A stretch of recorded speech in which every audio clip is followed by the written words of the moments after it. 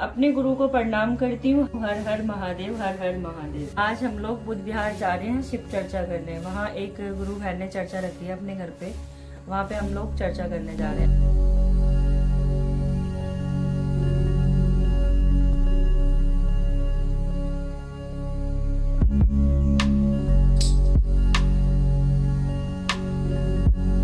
सूत्र के लिए पहले सूत्र में है दया मांगना। कहना, हे शिव, आप मेरे गुरु हो, मैं आपकी शिष्या हूँ, मुझ शिष्या पे दया कीजिए। गुरु महाराज इतनी दया करो कि हम लोग गुरु काज कर सके। कहीं का भी गुरु काज हो महादेव, हम उनको चर्चा दे सके और चर्चा कर सके, इतनी मदद कीजिए। और हकीकत है कि हम लोगों को कहते नहीं, महादेव ने चुना है कि इतनी दूर जाइए और आप गुरु काज करिए।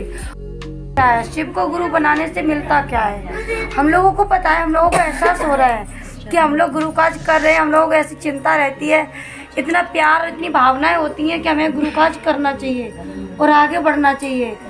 एक बात बताइए, जब तक हमने जीवन में गुरु नहीं बनाए थे तो हमें कुछ पता था? नहीं पता था। जब से हमने जीवन में गुरु बना लिए है तो हमारे अंदर कितना बदलाव आया, कितनी चमक आई, कितना रोशनी आई। ये चमक और रोशनी कौन देता है? हमारा गुरु। नीलम दीदी, हरेंद्र भैया की तरफ से 3 सूत्र मिले हैं। पहले सूत्र में दया मांगना। हे शिव महेश्वर, मुझ शिष्य पर दया करना।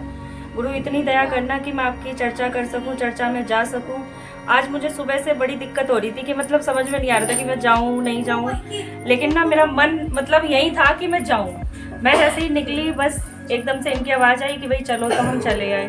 लेकिन अभी भी मेरे मन में, और पता है मैं वहाँ से सोच के आ रही थी कि जहाँ पे बाबा का दरबार लगा होगा ना, मुझे वही जगह मिलनी चाहिए। और आज ऐसा हुआ कि बाबा ने मुझे अपने पास बिठाया है। और जब मैं जल चढ़ाने गई तो मुझे नहीं पता शिवलिंग में कैसे मेरा दुपट्टा फंसा। ऐसा लगा कि आज उन्होंने मुझे रोका और उन्होंने बोला कि तू टेंशन मत कर। मैं 3 दिन से मतलब बहुत परेशान हूँ, बहुत टेंशन में हूँ, बहुत ज़्यादा। और ये आज दुपट्टा ऐसे पकड़ा उन्होंने, और ऐसे पकड़ा तो एक एहसास हुआ कि हाँ अभी ये हैं और इन्होंने मुझे पकड़ रखा है, ये मुझे नहीं छोड़ सकते। तो वहीं मेरे आंसू निकले और मैं रोई भी। मैंने कहा, बाबा अगर ये तुम कर रहे हो मेरे को तो इतना परेशान करते क्यों हो? लेकिन गलतियाँ कुछ मुझसे भी होती हैं जो कि मैं कहीं ना कहीं मैं उनको मतलब भूल जाती हूँ, या टाइम टू टाइम पूजा नहीं कर पाती, याद नहीं कर पाती। हो सकता है उसकी सज़ा मिलती हो मुझे। लेकिन मैं आज कान पकड़ के सॉरी बोल रही हूँ, बाबा जो मैंने बोला वो आपने किया।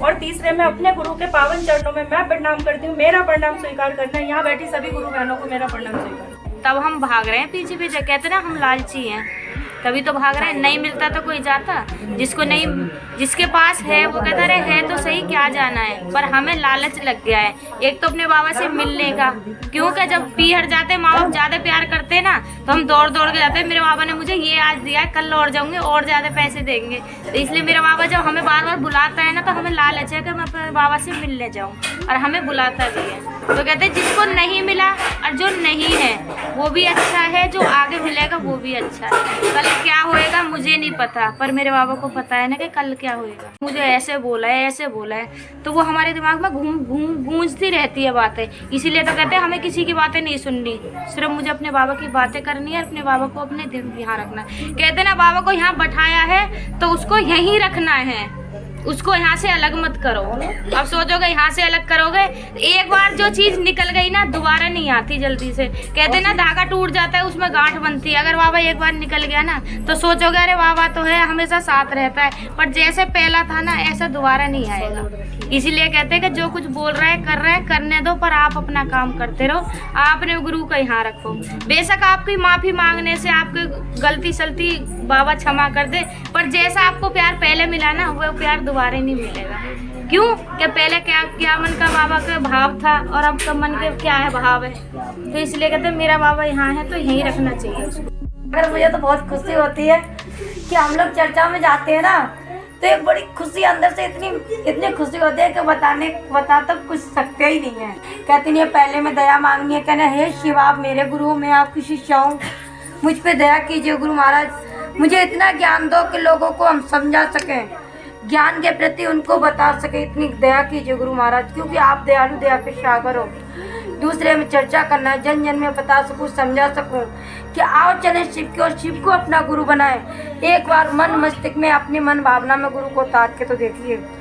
बाकी तीसरे में अपने गुरु के पावन चरणों में नमः शिवाय से प्रणाम करती हूँ। मेरा प्रणाम स्वीकार कीजिए। सभी गुरु भाई गुरु बहन को प्रणाम करती हूँ। मेरा प्रणाम स्वीकार कीजिए।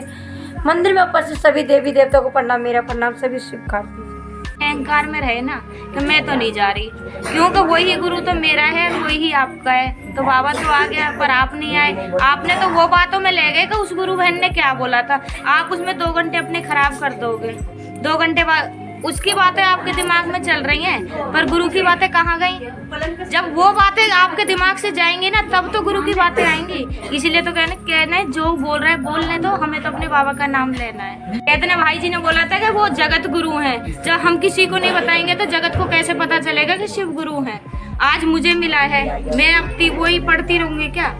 मैं 3 अक्षर मुझे मिले वही पढ़ती रहूंगी, आगे नहीं बढ़ना, आगे मुझे नहीं बढ़ना, क्योंकि मुझे लोगों को बताना है कि शिव गुरु रूप में उनको बना के देखो, तभी तो पता चलेगा लोगों को हाँ भाई गुरु है। 1 बार नहीं बनाएगा, 2 बार नहीं बनाएगा, तीसरी बार तो उसके दिमाग में ये आएगा ही कि हाँ शिव गुरु है, मैं भी बना के देखता हूँ। तो इसलिए कहते हैं हमें अपना काम बढ़ाना है, हमें कुछ नहीं करना, फिर अपना काम बढ़ाना, बाकी बाबा के ऊपर छोड़ देना। जो बाबा करेंगे वो ही होएगा।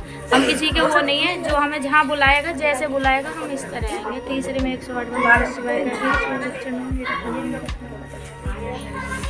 हम लोग चर्चा करके आए हैं और हमारी चर्चा अब समाप्त हो चुकी है। हम अपने घर जा रहे हैं। जिस किसी को भी चर्चा करवानी हो या मतलब भजन कीर्तन जो भी करवाना हो, हमारी मंडली है ये सारी गुरु बहनें और वो भाई रिक्शे वाले हैं जिन्होंने अपना शिव नाम अपना शिव के चरणों में समर्पित करा दिया है और वो शिव के शिष्य बन चुके हैं। गुरु बिना गति नहीं है।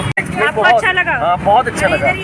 हम जिस रिक्शे में आए हैं और हम बुद्ध विहार में चर्चा करके आए हैं फेस 1 में, और जिस किसी भाई बहन को चर्चा करानी हो, शिव को गुरु बनाना हो, बिना पैसे के, कोई चार्ज नहीं लेते, कोई किराया नहीं लेते, फ्री सेवा भोलेनाथ की है।